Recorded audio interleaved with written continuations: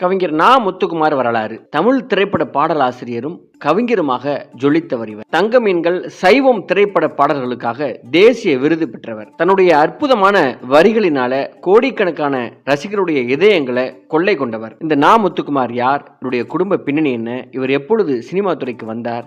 Cinema துறையில் இவருடைய சாதனைகள் என்ன அப்படின்னு இந்த நா. முத்துக்குமார் அவருடைய வாழ்க்கையை பற்றி நம்ம பார்க்கலாம்.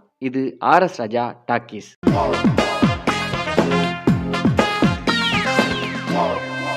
இதுவரை இந்த சேனலை நீங்கள் சப்ஸ்கிரைப் பண்ணனா சப்ஸ்கிரைப் பண்ணிட்டு ஒரு லைக்கையும் போட்டுவாங்க. நா. முத்துக்குமார் அவர்கள் 1975 ஜூலை 12ஆம் நாள் காஞ்சிபுரத்தில் பிறந்தார். காஞ்சிபுரம் மாவட்டத்தில் உள்ள கன்னிகாபுரத்தை சேர்ந்த இவர் 4 வயதில் தன்னுடைய தாயை இழந்தவர்.